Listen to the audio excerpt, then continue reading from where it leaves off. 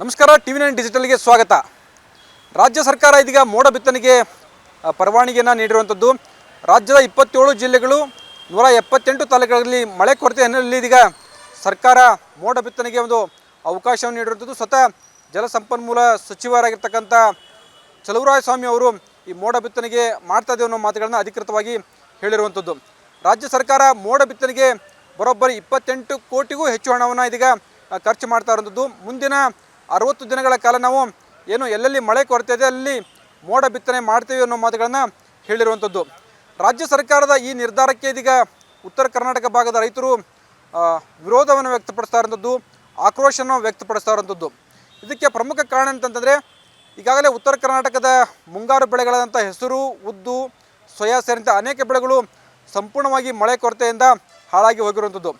ಉತ್ತರ ಕರ್ನಾಟಕ ಭಾಗದ ರೈತರು ಕಳೆದ ಜುಲೈ ತಿಂಗಳಲ್ಲಿ ಮೋಡ ಬಿತ್ತನೆ ಮಾಡಬೇಕಂತೇಳಿ ಸರ್ಕಾರದ ಮೇಲೆ ಸಾಕಷ್ಟೊಂದು ಆಗ್ರಹವನ್ನು ಮಾಡಿದರು. ಯಾಕಂತಂದರೆ ಮುಂಗಾರು ಬೆಳೆಗಳಾದ ಹೆಸರು, ಉದ್ದು ರೈತರ ರೊಕ್ಕದ ಮಾಲು ಅಂತ ಹೇಳಲಾಗ್ತದೆ. ಹೆಸರು, ಉದ್ದು ಬಂದರೆ ರೈತರ ಜೇಬು ತಕ್ಕ ಮಟ್ಟಿಗೆ ತುಂಬುತ್ತದೆ. ಆ ಸಮಯದಲ್ಲಿ ಜುಲೈ ತಿಂಗಳಲ್ಲಿ ಹೆಚ್ಚು ಮೋಡ ಬಿತ್ತನೆಗೆ ಈ ಭಾಗದ ರೈತರು ಆಗ್ರಹವನ್ನು ಮಾಡಿದರು. ಆ ಒಂದು ಸಂದರ್ಭದಲ್ಲಿ ಸರ್ಕಾರದ ಅನೇಕ ಸಚಿವರು ಮತ್ತು CM ಸೇರಿದಂತೆ ಯಾರೂ ಕೂಡ ಇದಕ್ಕೆ ಸ್ಪಂದನೆಯನ್ನು ಮಾಡಲಿಲ್ಲ. ಮೋಡ ಬಿತ್ತನೆಯಿಂದ ಹೆಚ್ಚು ಲಾಭವಾಗಲಾರದು, ಹಣ ವೇಸ್ಟ್ ಆಗ್ತದೆ ವಿನ ಮಳೆ ಬರಲ್ಲ ಅನ್ನುವ ಮಾತುಗಳನ್ನು ಹೇಳಿದರು. ಹೀಗಾಗಿ ಈ ಭಾಗದಲ್ಲಿ ಮೋಡ ಬಿತ್ತನೆಯನ್ನು ಮಾಡಲಿಲ್ಲ.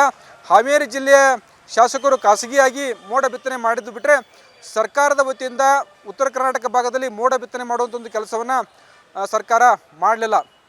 ಆದರೆ ಇದೀಗ ಸರ್ಕಾರ ಮೋಡ ಬಿತ್ತನೆ ಮಾಡಲಿಕ್ಕೆ ಮುಂದಾಗಿರುವಂಥದ್ದು. ಇದೀಗ ಮೋಡ ಬಿತ್ತನೆ ಮಾಡಿದರೆ ಉತ್ತರ ಕರ್ನಾಟಕ ಭಾಗದ ರೈತರಿಗೆ ಅನುಕೂಲವಾಗುವುದಿಲ್ಲ. ಯಾಕಂತಂದರೆ ಈಗಾಗಲೇ ಹೆಸರು, ಉದ್ದು, ಸೋಯಾ ಸೇರಿದಂತೆ ಎಲ್ಲ ಬೆಳೆಗಳು ಹಾಳಾಗಿ ಹೋಗಿರುವಂಥದ್ದು. ಇದೀಗ ಮೋಡ ಬಿತ್ತನೆ ಮಾಡಿ ಮಳೆ ಬಂದರೂ ಕೂಡ ಯಾವ ಬೆಳೆಗೂ ಕೂಡ ಅನುಕೂಲ ಆಗೋದಿಲ್ಲ. ಯಾಕಂದರೆ ಸಂಪೂರ್ಣವಾಗಿ ಬೆಳೆ ಹಾಳಾಗಿರುವಂಥದ್ದು.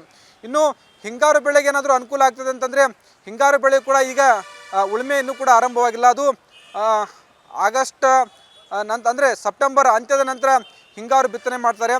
ಹೀಗಾಗಿ ಅದು ಕೂಡ ನಮಗೆ ಅನುಕೂಲ ಆಗೋದಿಲ್ಲ. ಮುಂಗಾರು ಬೆಳೆಗಳಿಗೂ ಕೂಡ ಅನುಕೂಲ ಆಗೋದಿಲ್ಲ, ಹಿಂಗಾರು ಬೆಳೆಗಳು ಕೂಡ ಅನುಕೂಲ ಆಗೋದಿಲ್ಲ. ಮೋಡ ಬಿತ್ತನೆ ಮಾಡಿದರೆ ಉತ್ತರ ಕರ್ನಾಟಕ ಭಾಗದ ಯಾವ ರೈತರಿಗೂ ಕೂಡ ಅನುಕೂಲ ಆಗೋದಿಲ್ಲ.